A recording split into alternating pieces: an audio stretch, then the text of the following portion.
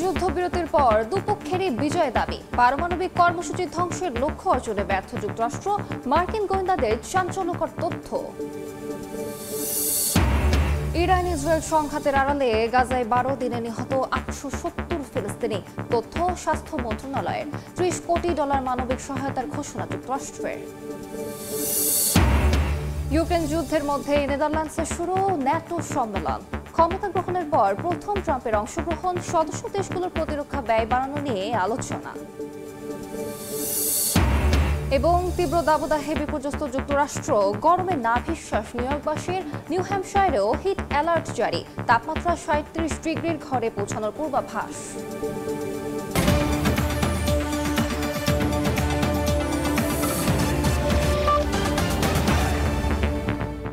আন্তর্জাতিক সময়ের সঙ্গে আছি আমি আলিশা ইসলাম।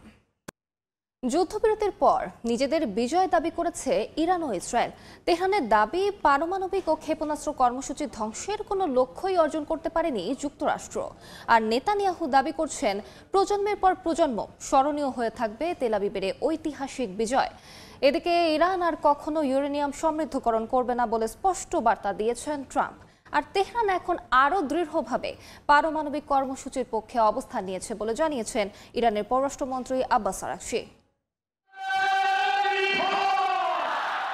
স্থানীয় সময় মঙ্গলবার স্লোগানে মুখরিত হয়ে ওঠে ইরানের রাজধানী তেহরানের ইংলাব স্কোয়ার। এ সময় দেশটির সশস্ত্র বাহিনীর প্রতি সমর্থন জানান বাসিন্দারা। বলেন, যুক্তরাষ্ট্রের প্রেসিডেন্ট ডোনাল্ড ট্রাম্পের চাপের মুখে ইরান ও ইসরায়েলের মধ্যে একটি নড়বড়ে যুদ্ধবিরতি কার্যকর হয়েছে। এতে মধ্যপ্রাচ্যের দুই চিরশত্রু দেশের মধ্যে ইতিহাসের সবচেয়ে বড় সামরিক সংঘাতের ইতি ঘটবে বলে আশা করা হচ্ছে।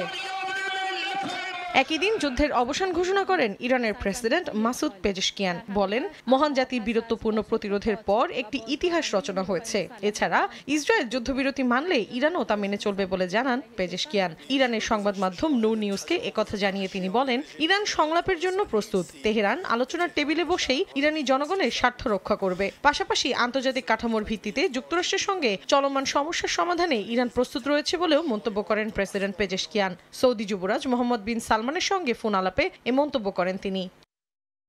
এদিকে ইরানের সরকার উৎখাতে আগ্রহ নেই বলে জানিয়েছেন ট্রাম্প, কারণ তা অস্থিরতা ডেকে আনবে বলে মনে করেন তিনি। আমি চাই সবকিছু যত দ্রুত সম্ভব শান্ত হোক। রেজিম চেঞ্জ মানেই বিশৃঙ্খলা, আর আদর্শগতভাবে আমরা এতটা বিশৃঙ্খলা দেখতে চাই না। এখানেই শেষ নয়, ইরান আর কখনো ইউরেনিয়াম সমৃদ্ধ করবে না এবং পারমাণবিক অস্ত্র পাবে না বলেও স্পষ্ট বার্তা দেন মার্কিন প্রেসিডেন্ট। ট্রাম্পের এমন বক্তব্যের পর ইরানের পররাষ্ট্রমন্ত্রী আব্বাস আরাকচি বলেন, তেহরান এখন আরও দৃঢ়ভাবে পারমাণবিক কর্মসূচির পক্ষে অবস্থান নিয়েছে। এই প্রযুক্তি অর্জনে ইরান পরিশ্রম করেছে। বিজ্ঞানীরা বিশাল ত্যাগ স্বীকার করেছেন, এমনকি অনেকে প্রাণও দিয়েছেন। আরাকচি আরও বলেন, এই ইস্যু ঘিরেই তার দেশের মানুষের ওপর যুদ্ধ চাপিয়ে দেয়া হয়। ইরানের কেউই এই প্রযুক্তি ছাড়বে না বলে স্পষ্ট বার্তা দেন তিনি। এদিকে ইরানের বিরুদ্ধে ঐতিহাসিক বিজয় ঘোষণা করেছেন ইসরায়েলি প্রধানমন্ত্রী বিনিয়ামিন নেতানিয়াহু। এই বিজয় প্রজন্মের পর প্রজন্ম স্মরণীয় থাকবে বলেও মন্তব্য করেন তিনি। অন্যদিকে নিজেদের বিজয় দাবি করেছেন ইরানি কর্মকর্তারাও। তারা বলছেন, ইসরায়েল ও যুক্তরাষ্ট্র যুদ্ধবিরতির অনুরোধ করেছে। তাদের দাবি, ইরানের পারমাণবিক ও ক্ষেপণাস্ত্র কর্মসূচি ধ্বংস করার কোনো লক্ষ্যই প্রতিপক্ষ অর্জন করতে পারেনি। মৌসুমী সাথী, সময় সংবাদ।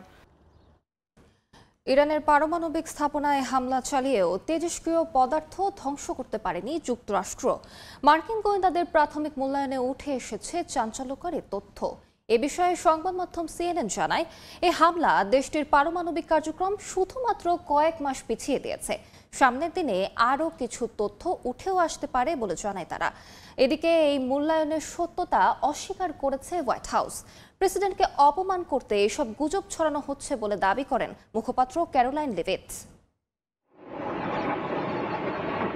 গত সপ্তাহে ইরানের 3টি পারমাণবিক কেন্দ্র লক্ষ্য করে বিমান হামলা চালায় যুক্তরাষ্ট্র। এর মধ্যে অত্যাধুনিক B2 স্টিলথ বোমারু ব্যবহার করে ইরানের ফোর্দো পারমাণবিক কেন্দ্রে হামলা করা হয়। ব্যবহৃত হয় বাংকার বাস্টার বোমাও। যুক্তরাষ্ট্রের সেনাবাহিনী জানায়, ইরানের পারমাণবিক কেন্দ্রে চালানো হামলায় তারা অসাধারণ সফলতা অর্জন করেছে। তবে মার্কিন গোয়েন্দারা তাদের প্রাথমিক মূল্যায়নে জানিয়েছেন, হামলায় ইরানের পারমাণবিক কর্মসূচির মূল উপাদান ধ্বংস হয়নি। এই হামলা দেশটির পারমাণবিক কার্যক্রম শুধু কয়েক মাস পিছিয়ে দিয়েছে। বুধবার এক প্রতিবেদনে এ তথ্য জানিয়ে সংবাদ গণমাধ্যম CNN বলে, মার্কিন গোয়েন্দারা প্রাথমিক যে মূল্যায়ন প্রদান করেছেন সেটি 4 জন ব্যক্তি CNN-কে জানিয়েছেন। প্রতিবেদনে আরো বলা হয়, মূল্যায়নটি প্রদান করেছে মার্কিন প্রতিরক্ষা মন্ত্রণালয়ের গোয়েন্দা শাখা। প্রেসিডেন্ট ডোনাল্ড ট্রাম্প ইরানের পারমাণবিক অবকাঠামো ধ্বংস করে দেওয়ার যে দাবি করেছেন, প্রাথমিক মূল্যায়নে সেটির উল্টো চিত্র দেখা যাচ্ছে। মূল্যায়নের সঙ্গে সংশ্লিষ্ট দুটি সূত্র জানিয়েছে, ইরানের সমৃদ্ধকৃত ইউরেনিয়ামের মজুদ ধ্বংস হয়নি। অপর একজন জানিয়েছেন, দেশটির পারমাণবিক সেন্ট্রিফিউজের বেশিরভাগ অক্ষত রয়েছে। এই মূল্যায়নের সত্যতা অস্বীকার করে হোয়াইট হাউসের মুখপাত্র ক্যারোলাইন লেভিট বলেন, প্রেসিডেন্টকে অপমান করতে এগুলো ছড়ানো হচ্ছে। মৌসুমী সাথী, সময় সংবাদ। টানা 12 দিনের পাল্টাপাল্টি হামলায় ব্যাপক ক্ষয়ক্ষতি হয়েছে ইরান ইসরায়েল দু দেশেরই। গণমাধ্যমগুলোতে উঠে এসেছে তেহরান তেল আবিবের ক্ষয়ক্ষতির চিত্র। ইরানের 9 শতাধিক প্রাণহানি হয়েছে। গুরুত্বপূর্ণ পরমাণু স্থাপনা সহ ধ্বংস হয়েছে বহু অবকাঠামো। অন্যদিকে ইসরায়েলের জ্বালানি স্থাপনা, IDF ও মোসাদের সদর দফতরে হামলা চালায় ইরান। ক্ষয়ক্ষতির এই দৃশ্য ইসরায়েলের। গেল 12 দিনের সংঘাতে ব্যাপক ক্ষতি হয়েছে দেশটির। একই অবস্থা ইরানেরও। দুই দেশেই প্রাণহানির পাশাপাশি বহু স্থাপনা বিধ্বস্ত হয়েছে। গণমাধ্যমের তথ্য অনুযায়ী ইরানে ইসরায়েলের হামলায় 900-র বেশি মানুষের প্রাণহানি হয়েছে। মারা গেছেন 12 জনের বেশি IRGCর শীর্ষ কমান্ডার সহ কয়েকজন পরমাণু বিজ্ঞানীও। ইসরায়েলের হামলায় ইরানের ভূগর্ভস্থ অস্ত্র গুদাম ও জ্বালানি স্থাপনায় ব্যাপক ক্ষতি হয়। লাগাতার হামলায় তেহরানের গুরুত্বপূর্ণ প্রশাসনিক ভবনও ক্ষতিগ্রস্ত হয়েছে। গেল শনিবার ইরানের 3টি বড় পরমাণু স্থাপনা নাতানজ, ইস্পাহান ও ফোর্দোয় অপারেশন মিডনাইট হ্যামার নামে হামলা চালায় যুক্তরাষ্ট্র। এতে ফোর্দোতে বিদ্যুৎ বিভ্রাটের কারণে প্রায় 15,000 সেন্ট্রিফিউজ যন্ত্র আংশিক বা পুরোপুরি বিকল হয়ে যাওয়ার আশঙ্কার কথা জানায় আন্তর্জাতিক পরমাণু সংস্থা। মঙ্গলবার আবারও গিলান প্রদেশে হামলা চালায় নেতানিয়াহু বাহিনী। ক্ষতিগ্রস্ত হয়েছে অনেক আবাসিক ভবন।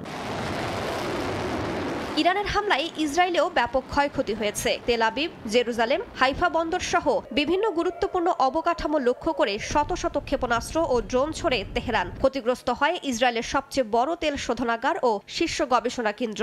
IDF ও মোসাদের সদর দফতরেও হামলা চালায় তেহরান। সামরিক ও বেসামরিক স্থাপনায় হামলার ফলে গুরুত্বপূর্ণ অবকাঠামো ধ্বংস হয় তেল আবিবের। ইসরায়েলের বেন গুরিয়ন বিমানবন্দরেও হামলা চালায় IRGC।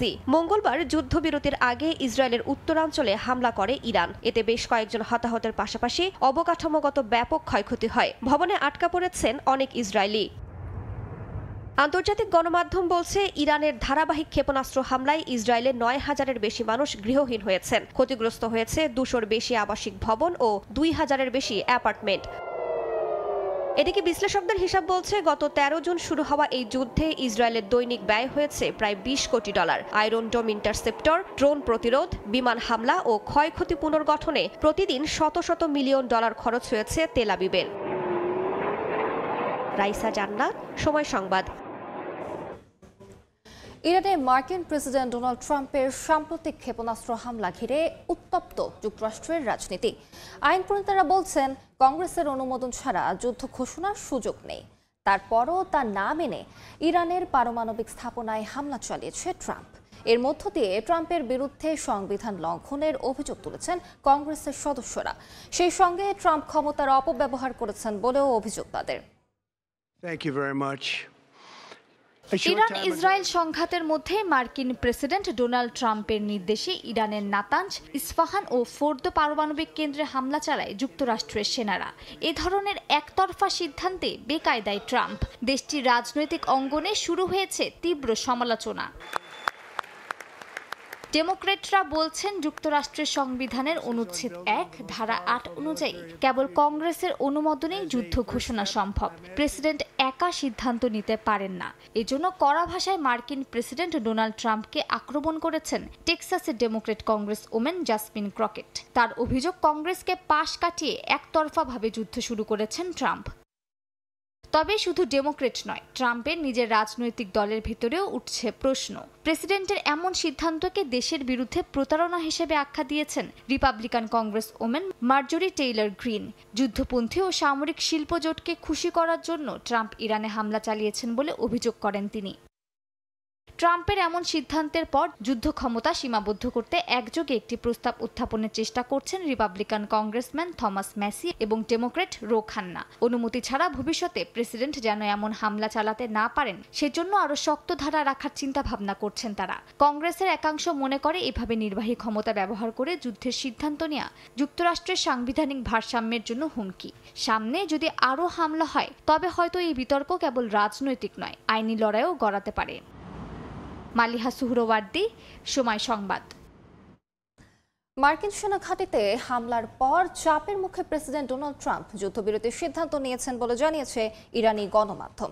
রাষ্ট্রীয় টেলিভিশনে বলা হয়, যুদ্ধ বন্ধের জন্য এক প্রকার মিনতি করেছেন ট্রাম্প, আর এজন্য কাতারের আমিরের কাছে সহায়তা চান তিনি।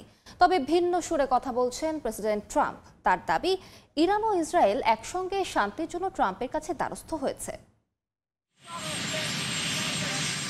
ইরানের পরমাণু স্থাপনায় হামলার পর খামেনি প্রশাসনকে কড়া হুঁশিয়ারি দিয়েছিলেন মার্কিন প্রেসিডেন্ট ডোনাল্ড ট্রাম্প। সামাজিক মাধ্যমে তিনি জানান, তেহরান যদি মার্কিন হামলার জবাব দেয় তবে ওয়াশিংটন ভয়াবহ সামরিক অভিযান চালাবে। সোমবার রাতে কাতার ইরাকের মার্কিন সেনাঘাঁটিতে ইরানের হামলার পর যুক্তরাষ্ট্রের কড়া পদক্ষেপের শঙ্কায় ছিল বিশ্ব। তবে ঘটল তার বিপরীত। কিছুক্ষণের মধ্যেই যুদ্ধবিরতির ঘোষণা দেন মার্কিন প্রেসিডেন্ট ডোনাল্ড ট্রাম্প। হঠাৎ ট্রাম্পের এমন সিদ্ধান্তে অবাক হন অনেকেই। আবার অনেকের মনে প্রশ্ন, তবে কি ভয় পেয়ে গেলেন ট্রাম্প? কোন চাপের মুখে এমন সিদ্ধান্ত নিয়েছেন মার্কিন প্রেসিডেন্ট? ইরানি রাষ্ট্রীয় টিভি IRINN যুদ্ধবিরতির ঘোষণা দেওয়ার সময় জানায়, ট্রাম্প যুদ্ধবিরতির জন্য হাত জোড় করেছেন। দেশটির গণমাধ্যমের দাবি, কাতারের মার্কিন ঘাঁটিতে ইরানের সফল হামলার পর যুক্তরাষ্ট্র চাপে পড়ে যুদ্ধবিরতির বার্তা দিয়েছে। গণমাধ্যমটি আরও জানায়, তেহরানের বিরুদ্ধে যুদ্ধে জড়াতে চায় না ওয়াশিংটন। বিভিন্ন গণমাধ্যমের তথ্য মতে, ইরানকে যুদ্ধবিরতিতে সম্মত করতে মধ্যপ্রাচ্যের আরেক দেশ কাতারের সহায়তা নিয়েছে যুক্তরাষ্ট্র। নিউ ইয়র্ক টাইমস অনুসন্ধান বলছে, মূল ভূমিকায় ছিলেন কাতারের প্রধানমন্ত্রী শেখ মোহাম্মদ বিন আব্দুর রহমান আল থানি। কাতারের আমির শেখ তামিমের সহায়তা চান ট্রাম্প। এরপর দোহার কূটনৈতিক উদ্যোগে ইরান রাজি হয় যুদ্ধ থামাতে। ওয়াশিংটন জানায়, ভাইস প্রেসিডেন্ট জেডি ভ্যান্স, পররাষ্ট্রমন্ত্রী মার্কো রুবিও এবং মধ্যপ্রাচ্য বিষয়ক মার্কিন দূত স্টিভ উইটকফ তেহরানের সঙ্গে সরাসরি ও পরোক্ষভাবে যোগাযোগ করেন। যদিও মার্কিন প্রেসিডেন্ট ডোনাল্ড ট্রাম্প দাবি করেছেন, ইরান ও ইসরায়েল যুদ্ধ বন্ধের জন্য তার কাছে অনুরোধ করেছে। সামাজিক মাধ্যমে তিনি জানান, বিশ্ব ও মধ্যপ্রাচ্য উভয়ই আসল বিজয়। দুই দেশের জন্য শান্তি, সৌহার্দ্য ও সম্প্রীতি কামনা করেন তিনি। এছাড়া দুই দেশের ভবিষ্যতের জন্য শুভকামনা জানান ট্রাম্প। মালিহা সুহরওয়ার্দী, সময় সংবাদ। ইসরায়েলের সঙ্গে ইরানের যুদ্ধবিরতিতে সহায়তা করায় যুক্তরাষ্ট্রের প্রেসিডেন্ট ডোনাল্ড ট্রাম্পকে নোবেল শান্তি পুরস্কারের জন্য মনোনীত দিতে চিঠি দিয়েছে যুক্তরাষ্ট্র। স্থানীয় সময় মঙ্গলবার নরওয়ের নোবেল কমিটির কাছে ট্রাম্পের নাম প্রস্তাব করে চিঠি দেন মার্কিন রিপ্রেজেন্টেটিভ বাডি কার্টার। এতে বলা হয়, প্রেসিডেন্টের মধ্যস্থতায় দ্রুত সময়ে তেল আবিব তেহরানের মধ্যে যুদ্ধবিরতি সম্ভব হয়েছে। শান্তি, যুদ্ধবন্ধ ও আন্তর্জাতিক সৌহার্দ্য এগিয়ে নিতে ট্রাম্পের অবদানের স্বীকৃতি দেওয়া প্রয়োজন বলে চিঠিতে উল্লেখ করা হয়। ইরান ইসরায়েল সংঘাত চলাকালীন দখলদারদের আক্রমণে গাজায় 870 জন ফিলিস্তিনি নিহত হয়েছেন। চাঞ্চল্যকর এই বিষয়টি নিশ্চিত করেছে উপত্যকাটির স্বাস্থ্য মন্ত্রণালয়। এরই মধ্যে অবরুদ্ধ উপত্যকাটিতে ইসরায়েলি আক্রমণে একদিনে নিহত হয়েছেন 86 জন, যাদের ভেতর 56 জনই প্রাণ হারিয়েছেন মানবিক সহায়তা সংগ্রহ করতে গিয়ে। এদিকে প্রথমবারের মতো সরাসরি গাজার হিউম্যানিটেরিয়ান ফাউন্ডেশনকে 30 কোটি মার্কিন ডলার দেওয়ার ঘোষণা দিয়েছে যুক্তরাষ্ট্র। 12 দিন ব্যাপী ইরান ইসরায়েলের সংঘাতে বিশ্ববাসীর চোখের অনেকটাই আড়াল হয়ে গিয়েছিল গাজা ইস্যু। কিন্তু এর মাঝেও বর্বরোচিত হামলা অব্যাহত রাখে ইসরায়েলি সেনারা। প্রাণ হারান 850-র বেশি মানুষ। এক বিবৃতিতে এ তথ্য জানায় গাজার স্বাস্থ্য মন্ত্রণালয়। স্থানীয় সময় মঙ্গলবারও অবরুদ্ধ উপত্যকায় আগ্রাসন চালায় ইসরায়েল। এতে বেশ কয়েকজন ত্রাণ সংগ্রহকারী সহ নিহত হন অনেকে। এক প্রতিবেদনে এ তথ্য জানায় আল জাজিরা। একই দিন খান ইউনিসে জড়ো হওয়া ইসরায়েলি সেনাদের উপর হামলা চালায় ফিলিস্তিনি ইসলামিক জিহাদের সামরিক শাখা আল কুদস ব্রিগেডসের সদস্যরা। যেখানে প্রতিনিয়ত মানবিক সাহায্য সংগ্রহে গিয়ে ইসরায়েলিদের গুলির শিকার হচ্ছেন ফিলিস্তিনিরা, সেই গাজা হিউম্যানিটেরিয়ান ফাউন্ডেশনকেই 3 কোটি মার্কিন ডলার দেওয়ার ঘোষণা দিয়েছে যুক্তরাষ্ট্র। এ বিষয়ে রয়টার্স জানায়, যুক্তরাষ্ট্র এর আগেও কূটনৈতিকভাবে সংস্থাটিকে সমর্থন দিয়েছে, তবে এবারই প্রথমবার প্রকাশ্যে তাদের অর্থ সহায়তার ঘোষণা দিল। এর আগে জাতিসংঘের বিশেষ প্রতিনিধি ফ্রান্সেসকা আলবানিস সংস্থাটিকে মানবিক ছদ্মবেশ হিসেবে আখ্যা দিয়ে বলেন, এটি গণহত্যার অন্যতম কৌশল। ইরানে বোমাবর্ষণ বন্ধে ইসরায়েলকে সতর্ক করার পর এবার গাজা যুদ্ধ থামাতে প্রেসিডেন্ট ট্রাম্পকে হস্তক্ষেপের আহ্বান জানিয়েছেন আরব মার্কিন অধিকার কর্মীরা। মৌসুমী সাথী, সময় সংবাদ। গাজায় নিহতের প্রকৃত সংখ্যা সরকারি হিসাবের চেয়ে কয়েক গুণ বেশি, এমনটাই দাবি করা হয়েছে হার্ভার্ড ডেটাভার্সে প্রকাশিত এক প্রতিবেদনে। বলা হয়েছে, সহায়তা কেন্দ্রে ইসরায়েলি বাহিনীর সহিংসতা, নিপীড়ন আর পরিকল্পিত অপসারণ সব মিলিয়ে জনসংখ্যার বড় একটি অংশেরই অস্তিত্ব নেই। প্রতিবেদনের তথ্য অনুযায়ী গাজায় নিখোঁজ 3,77,000 মানুষ, যাদের অর্ধেকই শিশু। 1.5 বছর ধরে গাজায় ইসরায়েলি আগ্রাসনে নিহত বহু মানুষ। সরকারি হিসাবে নিহতের সংখ্যা 61,000 বলে জানানো হচ্ছে। তবে এবার এক গবেষণা প্রতিবেদনে উঠে এসেছে ভিন্ন চিত্র। ইসরায়েলি অধ্যাপক ইয়াকভ গার্বের নেতৃত্বে পরিচালিত গবেষণায় বলা হয়েছে, 2023 সালের অক্টোবর থেকে গাজায় নিখোঁজ হয়েছেন অন্তত 3,77,000 মানুষ, যাদের মধ্যে অর্ধেকই শিশু, অর্থাৎ প্রায় 1,88,000 শিশুর খোঁজ নেই। প্রতিবেদনে দাবি করা হয়েছে, নিহতের প্রকৃত সংখ্যা কয়েক গুণ বেশি হতে পারে। নিখোঁজের প্রকৃত চিত্র বুঝতে গার্ব ব্যবহার করেছেন স্থানিক ম্যাপিং ও ডেটা অ্যানালাইসিস। যুদ্ধপূর্ব গাজায় ছিল 22,27,000 মানুষের আবাস। এখন শহর জুড়ে জনসংখ্যা মাত্র 18.5 লাখ। প্রতিবেদনে দাবি করা হয়েছে, এই ফাঁকা অংশটাই প্রমাণ করে শুধু বাস্তুচ্যুত নয়, জনসংখ্যার একটি বিরাট অংশ হয়তো মারাই গেছে। প্রতিবেদনটিতে সরাসরি যুক্তরাষ্ট্র সমর্থিত গাজা হিউম্যানিটেরিয়ান ফাউন্ডেশনের কাঠামোকে দায়ী করা হয়েছে। বলা হয়েছে, সহায়তা কেন্দ্রগুলোর অবস্থান, পরিকল্পনা ও নকশা ছিল স্পষ্টভাবে সামরিক কৌশল নির্ভর। অধিকাংশ কেন্দ্র বাফার জোনে থাকায় সাধারণ মানুষের পক্ষে সেখানে পৌঁছানোই ছিল জীবন ঝুঁকির নামান্তর। এক একটি সহায়তা কেন্দ্র কার্যত হয়ে উঠেছিল বিশৃঙ্খলা ও সহিংসতার ফাঁদ। ছিল না ছায়া, পানি, শৌচাগার বা নিরাপদ প্রবেশপথ। ছিল একমুখী প্রবেশপথ, ভিড় আর সেনাবাহিনীর গুলির ঝুঁকি। গার্ব লিখেছেন, এগুলো সহায়তার নয়, বরং নিয়ন্ত্রণের কেন্দ্র, যা মানবিকতার ছদ্মবেশে সংঘর্ষের প্ররোচনা দিচ্ছে। কাকুলি আখতার, সময় সংবাদ। যুক্তরাষ্ট্রের নিউ ইয়র্ক সিটির ডেমোক্রেটিক দলের প্রাইমারি নির্বাচনে মেয়র পদে ঐতিহাসিক জয় পেয়েছেন একমাত্র মুসলমান প্রার্থী জোহরান মামদানি।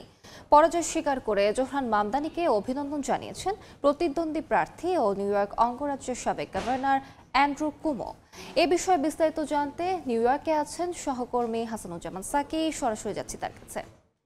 নিউ ইয়র্কের সিটির যে নির্বাচন, ডেমোক্রেট দলের প্রাইমারি নির্বাচন, সেই নির্বাচন আজকে অনুষ্ঠিত হয়েছে এবং ঐতিহাসিকভাবে নিউ ইয়র্ক সিটির ডেমোক্রেটিক প্রাইমারিতে একমাত্র মুসলিম প্রার্থী জোহরান মামদানি, যিনি উগান্ডার একজন মুসলিম এবং সেই সঙ্গে ভারতীয় বংশোদ্ভূত, তার মাতা ভারতীয় একজন প্রখ্যাত চলচ্চিত্রকার মীরা নায়ের, তিনি জয়ী হয়েছেন এবং এখন পর্যন্ত যে ভোটের যে গণনা, সেই গণনায় 90% ভোট গণনা শেষ হয়েছে এবং সেইটির পরে তার যে নিকটতম প্রতিদ্বন্দ্বী আছেন সাবেক গভর্নর, নিউ ইয়র্ক অঙ্গরাজ্যের সাবেক গভর্নর অ্যান্ড্রু কুমো, তিনি কিন্তু তার প্রতিদ্বন্দ্বী ছিলেন এবং তিনি ইতিমধ্যে পরাজয় স্বীকার করে নিয়ে জোহরান মামদানিকে অভিনন্দন জানিয়েছেন।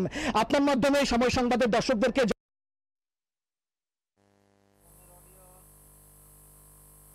গণতন্ত্র এতটাই শক্তিশালী যে এখানে বিভিন্ন দলের কে প্রার্থী হবেন সেটিও নির্বাচনের মাধ্যমে, একদম মূল নির্বাচনের মতো একটি নির্বাচনের মাধ্যমে জনগণ ভোট দিয়ে সেটি নির্বাচন করেন এবং সেটি হচ্ছে প্রাইমারি হিসেবে পরিচিত।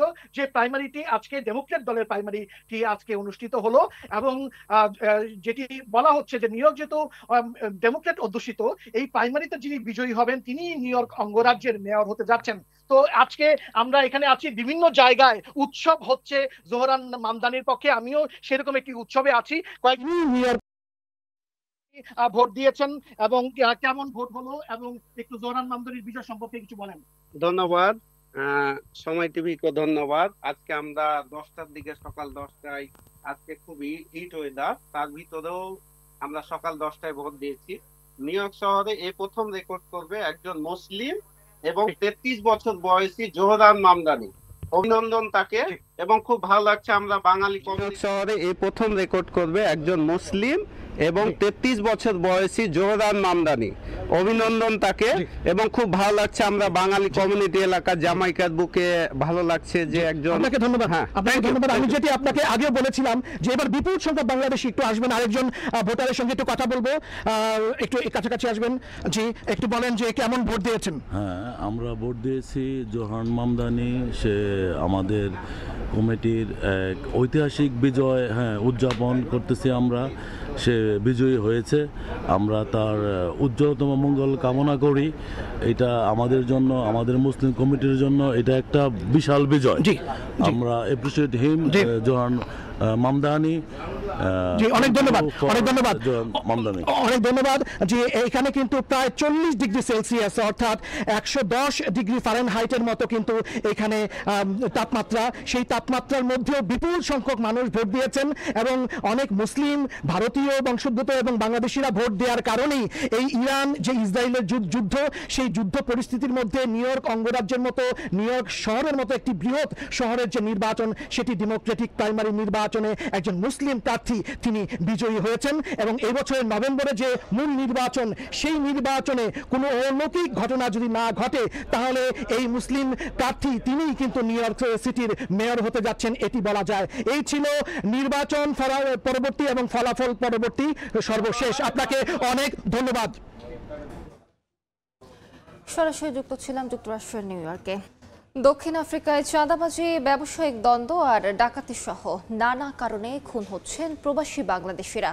আইন শৃঙ্খলার অবনতি আর অবৈধ অভিবাসীদের ধরপাকড়ে ব্যবসা বাণিজ্য করতে হুমকির মুখে পড়ছেন তারা। এ অবস্থায় হত্যাকাণ্ডের সুষ্ঠু তদন্ত ও নিরাপত্তা নিশ্চিতে দেশটির বাংলাদেশ দূতাবাসের মাধ্যমে সরকারের সহযোগিতা চেয়েছেন ভুক্তভোগীরা। বিস্তারিত মিজানুর রহমান রাসেলের রিপোর্টে। দক্ষিণ আফ্রিকায় বসবাসরত প্রবাসী বাংলাদেশিদের সংখ্যা এখন 2 লাখেরও বেশি। তবে দেশটিতে খুন ডাকাতির ঘটনা বেড়ে যাওয়ায় উদ্বিগ্ন প্রবাসী বাংলাদেশিরা। এখানে অনেক সময় অনেক হত্যাকাণ্ডের শিকার হয় বাংলাদেশিরা। বাংলাদেশের সরকারের পক্ষ থেকে যাতে আইনের আওতায় এদেশের সরকারের সাথে এবং পুলিশের সাথে কথা বলে। হঠাৎ করে গুলিতে মারা যাইতেছে, তো এগুলি নিয়ে হাই কমিশনের প্রতি আমাদের আবেদন থাকবে, তারা যেন সরকারের মাধ্যমে এই দেশের সরকারের সাথে কথা বলে এটার একটা ক্ষতিগ্রস্ত প্রবাসী বাংলাদেশিদের খুনের ঘটনাস্থল পরিদর্শন, জানাজায় অংশগ্রহণ এবং বাংলাদেশি ব্যবসায়ীদের সঙ্গে সাক্ষাৎ, সহযোগিতা ও সতর্ক থাকার পরামর্শ দিয়েছেন দক্ষিণ আফ্রিকায় নিযুক্ত বাংলাদেশের রাষ্ট্রদূত শাহ আহমেদ সফি। আমরা এটা সরকারিভাবেই দেশের একটা ডিপ্লোম্যাটিক চ্যানেলে আমরা জানাবো, নিজেরা সৌহার্দ্য বজায় রাখবেন কমিউনিটি লোকদের সাথে, বলবেন এইসব কাজে জড়িত না, কারণ অনেক কিডন্যাপিংয়ের পিছনে। শুধুমাত্র বাংলাদেশি ব্যবসায়ীদের টার্গেট করে খুন করা হচ্ছে না বলে জানান ওয়েস্টার্ন ক্যাপ প্রদেশের অতিরিক্ত পুলিশ কমিশনার। দুষ্কৃতিকারীদের গ্রেফতারে অভিজ্ঞ পুলিশ কাজ করছে বলেও জানান তিনি। Most of them are involved. If you are involved in the business, then you get extorted or you get robbed, but they are not targeted as Bangladesh nationals. সমস্যার সমাধানে দ্রুত কার্যকর ব্যবস্থা গ্রহণের আশ্বাস দেয় দেশটির পুলিশ। সময় সংবাদ, দক্ষিণ আফ্রিকা। আন্তর্জাতিক সময় আরো থাকছে। কলম্বিয়ায় ভয়াবহ ভূমিধসে নিহত অন্তত 10, নিখোঁজ 15, ক্ষতিগ্রস্ত বহু ঘরবাড়ি। আগাম সতর্কতা উপেক্ষা করায় বাড়ছে প্রাণহানির শঙ্কা। নিজ ব্যবসা প্রতিষ্ঠানে দুর্বৃত্তের গুলিতে নিহত পর্তুগাল প্রবাসী মাহবুবুল আলম হত্যার সুষ্ঠু তদন্ত ও দোষীদের সর্বোচ্চ শাস্তির দাবিতে মানববন্ধন করেছেন দেশটিতে বসবাসরত প্রবাসী বাংলাদেশিরা। তারিকুল হাসান আশিকের রিপোর্টে বিস্তারিত। গত 13 জুন নিজ ব্যবসা প্রতিষ্ঠানে স্ত্রী সন্তানদের সামনে দুর্বৃত্তদের গুলিতে নিহত হন পর্তুগাল প্রবাসী বাংলাদেশি ব্যবসায়ী মাহবুবুল আলম। নির্মম এই হত্যার সুষ্ঠু তদন্ত ও বিচারের দাবিতে মঙ্গলবার লিসবনের প্রাসা কমার্সিওতে জড়ো হন পর্তুগাল প্রবাসী বাংলাদেশিরা। পর্তুগালে অভিবাসীদের ব্যবসা প্রতিষ্ঠানগুলোতে প্রতিনিয়ত হামলা ও নানা বর্ণবাদী আচরণের ঘটনায় ভয় আর আতঙ্কের ছাপ ছিল অংশগ্রহণকারীদের চোখে মুখে। এসব ঘটনার পুনরাবৃত্তি রুখতে সরকারকে প্রয়োজনীয় ব্যবস্থা নেওয়ার আহ্বান জানান তারা। আমরা যাতে আর কোনো ধরনের হয়রানির শিকার না হই সেই প্রতিবাদ স্বরূপ আমরা সকল প্রবাসীরা এখানে র্যালিতে অংশগ্রহণ করেছে। সরকারের কাছে আমাদের আবেদন থাকবে এই হত্যার সুষ্ঠু তদন্ত হোক এবং এর সুষ্ঠু বিচার ব্যবস্থার জন্য যা করার প্রয়োজনীয় ব্যবস্থা গ্রহণ করা হোক। প্রত্যেকটা বাঙালির একসাথে একজোট হওয়া উচিত এবং পাশাপাশি সতর্ক থাকা জরুরি, যাতে করে আমরা পরবর্তীতে কোনো কিছু যে কোনো একসঙ্গে প্রতিহত করতে পারি। বাংলাদেশিরা ছাড়াও অন্যান্য অভিবাসী ও পর্তুগিজরাও অংশ নেন মানববন্ধনে। তারাও এসব অনাকাঙ্ক্ষিত ঘটনার সুষ্ঠু তদন্ত ও বিচার দাবি করে অভিবাসীদের নিরাপত্তা নিশ্চিত করতে সরকারকে যথাযথ ব্যবস্থা নেয়ার আহ্বান জানান। আমি মনে করি আজকের এই সমাবেশ খুবই গুরুত্বপূর্ণ। পর্তুগালে বর্ণবাদী আচরণ ও অভিবাসীদের উপর হামলার ঘটনা বেড়েই চলেছে। এতে অভিবাসীরা অনেকটা ভীত ও আতঙ্কের মধ্যে রয়েছে, যেটা মানবিক পর্তুগালের অন্তরায়। সরকারের উচিত এসব তদন্ত করে দ্রুত দৃশ্যমান ব্যবস্থা নেয়া আর অভিবাসীদের জন্য নিরাপদ পরিবেশ তৈরি করা। গত কয়েক মাসে বেশ কয়েকটি বাংলাদেশি প্রতিষ্ঠানে হামলা ও লুটপাটের ঘটনা ঘটেছে। অনাকাঙ্ক্ষিত ঘটনা এড়াতে অভিবাসীদের বাড়তি সতর্কতা ও বিশৃঙ্খলা এড়িয়ে শান্ত থেকে পরিস্থিতি মোকাবেলার পরামর্শ সংশ্লিষ্টদের। তারিকুল হাসান আশিক, সময় সংবাদ, লিসবন, পর্তুগাল। ইউক্রেন যুদ্ধের মধ্যেই শুরু হয়েছে পশ্চিমা সামরিক জোট ন্যাটোর শীর্ষ সম্মেলন। দ্বিতীয় মেয়াদে ক্ষমতা গ্রহণের পর প্রথমবারের মতো এতে অংশ নিয়েছেন মার্কিন প্রেসিডেন্ট ডোনাল্ড ট্রাম্প। ইচ্ছা প্রকাশ করেছেন রাশিয়া ইউক্রেন চুক্তি স্বাক্ষরের। ৩২টি সদস্য দেশ নিয়ে নেদারল্যান্ডসের হেগ শহরে শুরু হয়েছে ন্যাটোর বার্ষিক সম্মেলন। আলোচ্য বিষয়ের মধ্যে রয়েছে ইউক্রেন যুদ্ধ, প্রতিরক্ষা বাজেট এবং ইউরোপীয় দেশগুলোর ভূমিকা বাড়ানো। এবারে প্রথমবারের মতো ন্যাটো মহাসচিব হিসেবে সম্মেলন পরিচালনা করছেন নেদারল্যান্ডসের সাবেক প্রধানমন্ত্রী মার্ক রুটে। মার্কিন প্রেসিডেন্ট ডোনাল্ড ট্রাম্প দ্বিতীয় মেয়াদে ক্ষমতা গ্রহণের পর প্রথমবারের মতো অংশ নিয়েছেন শীর্ষ বৈঠকে। সম্মেলনের উদ্দেশ্যে যাত্রা শুরুর আগেই ইউক্রেনীয় প্রেসিডেন্ট ভলোদিমির জেলেনস্কির সঙ্গে আলোচনার ইচ্ছা প্রকাশ করেন ট্রাম্প। বলেন, আলোচনা ইতিবাচক দিকে গড়ালে রাশিয়ার সঙ্গে চুক্তি স্বাক্ষরের বিষয়ে আশাবাদী তিনি। এদিকে সম্মেলনে অংশ নিচ্ছেন জেলেনস্কিও। তিনি পশ্চিমা দেশগুলোর কাছে সামরিক সহায়তা, বিশেষ করে প্যাট্রিয়ট ক্ষেপণাস্ত্রের অনুরোধ জানান। ইউক্রেন এখনও ন্যাটো সদস্য নয়, তবে সদস্যপদের প্রত্যাশা রয়েছে দীর্ঘদিন ধরে। ইউরোপীয় নেতারা এই মুহূর্তে ইউক্রেনকে আরও শক্তভাবে সমর্থনের পক্ষে অবস্থান নিয়েছেন।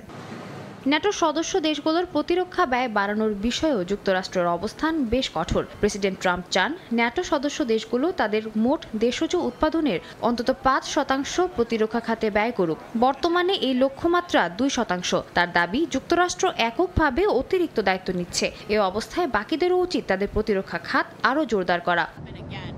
এদিকে ন্যাটো সম্পর্কে প্রেসিডেন্ট ট্রাম্প কিছু প্রশ্ন রেখেছেন, বিশেষ করে আর্টিকেল 5 নিয়ে, অর্থাৎ কোনো সদস্য দেশ আক্রান্ত হলে সবাই মিলে তা প্রতিরোধের নীতির বিষয়ে। তিনি সাংবাদিকদের জানান, তার অগ্রাধিকার হলো জীবন ও নিরাপত্তা রক্ষা, তবে বিস্তারিত কিছু বলেননি। অন্যদিকে রাশিয়া বলছে ন্যাটো শান্তির জন্য নয়, বরং সংঘাতের জন্য তৈরি হয়েছে। সাদিয়া তাসনিম, সময় সংবাদ। ভয়াবহ দাবদাহে পড়ছে যুক্তরাষ্ট্রের উত্তর পূর্বাঞ্চল। এতে নাভিশ্বাস উঠেছে নিউ ইয়র্কের বাসিন্দাদের। হিট অ্যালার্টের আওতায় রয়েছে নিউ হ্যাম্পশায়ার অঙ্গরাজ্য। প্রশান্তির আশায় নদীতে সাঁতার কাটছেন অনেকে। প্রচণ্ড গরমে তাপমাত্রা ৩৭ ডিগ্রি সেলসিয়াসের ঘরে পৌঁছাতে পারে বলে পূর্বাভাস দিয়েছে আবহাওয়া অফিস।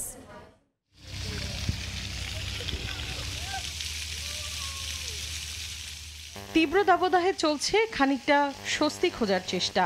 এক বোতল ঠান্ডা পানিই যেন তৃষ্ণা নিবারণের একমাত্র উপায়। গরম থেকে বাঁচতে অনেকেই খাচ্ছেন ফল-ফলাদি। স্থানীয় সময় মঙ্গলবার ভয়াবহ তাপপ্রবাহের কবলে পড়ে যুক্তরাষ্ট্রের নিউ ইয়র্কের বাসিন্দারা। গত সপ্তাহের শেষে শুরু হওয়া এই তাপপ্রবাহ ছড়িয়ে পড়েছে গোটা যুক্তরাষ্ট্র জুড়ে, যা জনজীবনে মারাত্মক প্রভাব ফেলেছে। এখনই মনে হচ্ছে আমি গলে যাচ্ছি। আসলে ভীষণ গরম, রোদে দাঁড়িয়ে থাকা যেন আগুনে পোড়ার মতো মনে হচ্ছে। প্রচণ্ড গরমে তাপমাত্রা ৩৭ ডিগ্রি সেলসিয়াসের ঘরে পৌঁছতে পারে বলে পূর্বাভাস দিয়েছে আবহাওয়া অফিস। এছাড়া জর্জিয়ার উত্তরাঞ্চল, ক্যারোলাইনা, ভার্জিনিয়া, মেরিল্যান্ড ও পেনসিলভেনিয়ার বিভিন্ন অংশেও রেকর্ড গরমের আশঙ্কা করছে কর্তৃপক্ষ। প্রচণ্ড তাপপ্রবাহে নাভিশ্বাস নিউ হ্যাম্পশায়ার অঙ্গরাজ্যের বাসিন্দাদের জীবন। কিছুটা প্রশান্তির আশায় পরিবার সহ নদীতে সাঁতার কেটে সময় পার করছেন অনেকে। মৌসুমী সাথী, সময় সংবাদ। কলম্বিয়ার মেডেলিন শহরে ভয়াবহ ভূমিধসে অন্তত 10 জন নিহত হয়েছেন, নিখোঁজ রয়েছেন আরও 15 জন। দেশটির উত্তর পশ্চিমাঞ্চলের বেলো শহরে টানা বৃষ্টির পর মঙ্গলবার ভূমিধসের ঘটনা ঘটে। স্থানীয় কর্তৃপক্ষ জানায়, ভারী বর্ষণের কারণে পাহাড় ধসে বহু ঘরবাড়ি মাটির নিচে চাপা পড়ে। ধ্বংসস্তূপে আটকা পড়েছে বহু মানুষ। নিখোঁজদের সন্ধানে চলছে উদ্ধার অভিযান। উদ্ধার তৎপরতায় অংশ নিচ্ছে মানবিক সহায়তা দল ও স্থানীয় জরুরি সেবা ইউনিট। ভূমিধসের ঝুঁকির বিষয়ে আগেই সতর্কতা জারি করা হলেও অনেকেই এলাকা ছাড়েননি বলে জানিয়েছেন আন্তিওকিয়া প্রদেশের গভর্নর।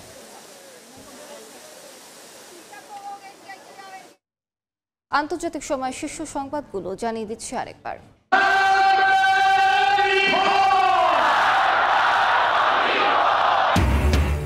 ইরান ইসরায়েল যুদ্ধবিরতির পর দুপক্ষেরই বিজয় দাবি। পারমাণবিক কর্মসূচি ধ্বংসের লক্ষ্য অর্জনে ব্যর্থ যুক্তরাষ্ট্র। ইরান ইসরায়েল সংঘাতের আড়ালে গাজায় 12 দিনে নিহত 870 ফিলিস্তিনি। তথ্য স্বাস্থ্য মন্ত্রণালয়ের। $30 কোটি মানবিক সহায়তার ঘোষণা যুক্তরাষ্ট্রের। এবং তীব্র দাবদাহে বিপর্যস্ত যুক্তরাষ্ট্র, গরমে নাভিশ্বাস নিউ ইয়র্কবাসীর। নিউ হ্যাম্পশায়ারেও হিট অ্যালার্ট জারি। তাপমাত্রা 37 ডিগ্রির ঘরে পৌঁছানোর পূর্বাভাস।